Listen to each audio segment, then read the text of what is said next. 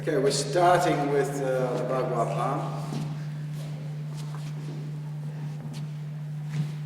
The most important thing about Bagua is never to lose the power of the palm for the sake of technique. Of course, you have to move the body in perfect harmony, and we'll do some of the circle walking with a partner a little later as well. And that's what that teaches you, apart from doing the form itself, of course. That's what teaches you. It doesn't teach you about fighting, it teaches you about how to move the body, as we were talking about last night in the large Sansao. It doesn't teach you about fighting, it teaches you about how to move in a realistic fighting situation. And that's what the Bagua form teaches you. But most people go into it too quickly. And that's why, I always like to tell the story about in China where this bloke was, all they were doing their Bagua there, and this bloke was all by himself walking around there. He had worn away a little path in the dirt. And I said to one of the chaps who could speak English, what's he doing? And he said, he doesn't know the walking properly yet. I said, yeah, okay, that's good. How long has he been there? And he said 6 months. So he was still just walking around the circle after 6 months. So it's the walking and the form that give you all the basics to start with. That's why they always say it's impossible to learn Taiji, Bagua and Xingyi. You can possibly learn Taiji and Bagua, that's good.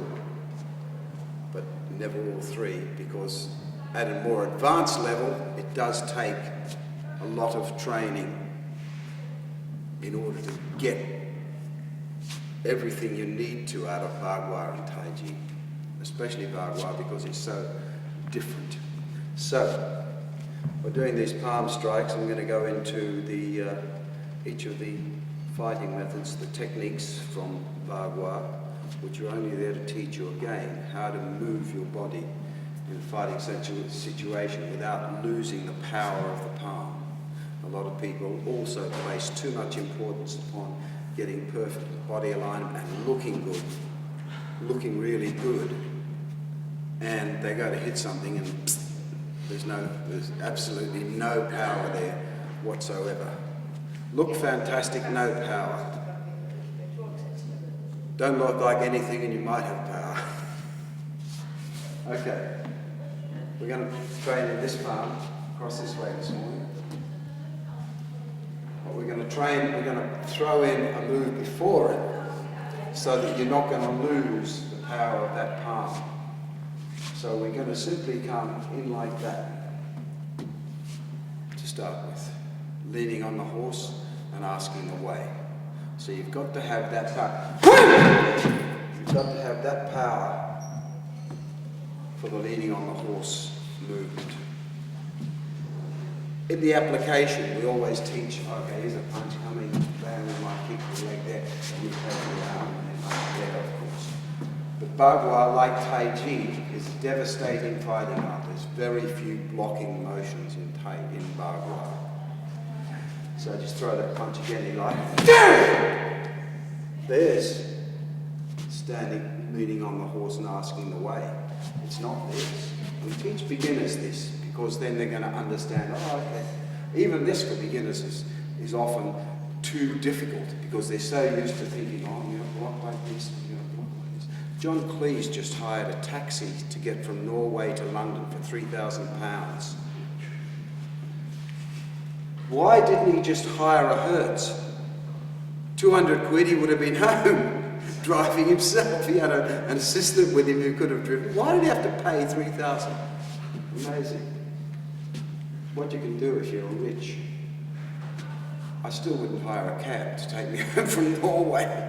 Okay, we teach beginners this because they've got no hope of learning the advanced or the real fighting methods of Bagua, because a lot of people are even put off because it's just too violent. This one is, here's his punch, bah! And bah! There's the palm into the side of the neck. It's death time. But even then, we carry on jerking the neck forward, and that hand takes over, and then, wah! Then we come around, start walking around the circle, see? That's the real application of This beautiful little movement here.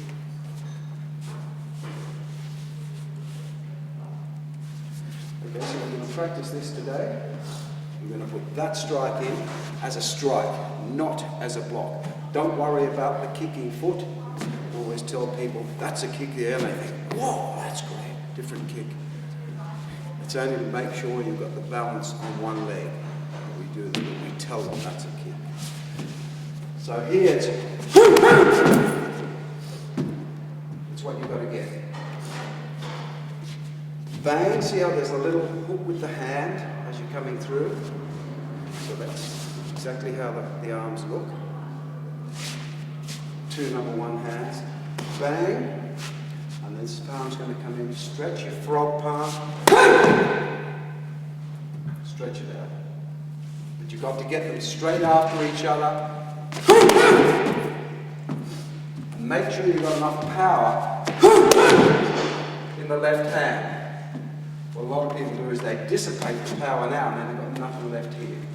So if you're using fudge, if you're using that sort of move, you're going to have to build it up. But if you're using that sort of move, you've got power because you're just throwing the shit into the fan, remember. Just throwing both hands into the fan, they're coming out. So that's the little training method this morning, and make sure this hand is really stretched out on the back. Don't just hit it like that or something. Make sure it's a frog palm. Okay, grab some, thanks Benny. I'm getting training. Okay, what we're doing. Okay, Eli's going to do it. Watch what I'm doing. Joking, that was wrong. Very good. I'm a good dummy, aren't I? Okay, watch now. I'm going to use the iron shirt. Move this hand. Yeah. Yeah. Okay, so you're using fudging to take that power in through the bag and through your body. Okay, so you're getting trained. Don't just stand there like a dummy and take the strike. Okay, thank you, Ben. Okay, just make sure you're not doing a move like this. Throwing it in, it's not a move like that. It's got to be a thrusting move, see? And you just curl your wrist in. Technically, what this does is, it's like a very high frequency, high power radio cable, which has to be as straight as possible, because if it's kinked, it's so high powered and such high frequency that you lose a lot of the frequency when it bends, and it just keeps going in space, you see. I'm an old spark, so I know what I'm talking about. I got chucked out of that job too, don't worry. So here, we're going to hook this around, because this time we're using that to our advantage. We want the power going in this way, we don't want it coming out here, you see. So here, it's going to hook our wrist in. So make sure it's not, that's all I'm saying, make sure it's not like that, make sure it's like that. You're hooking it in like that. It's a fudging move. Okay, thank you, Ben.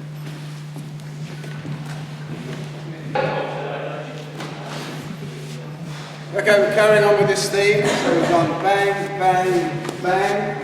Next move is, I don't know how we're going to do it, your partner's literally going to have to do it very quickly. Oh, someone also mentioned, okay, some people are having difficulty with this strike, which everyone does. See how I'm going to have to put my body in order for that strike to come up. What do we do in the form? Look, I start off here. In order to do that strike, where am I?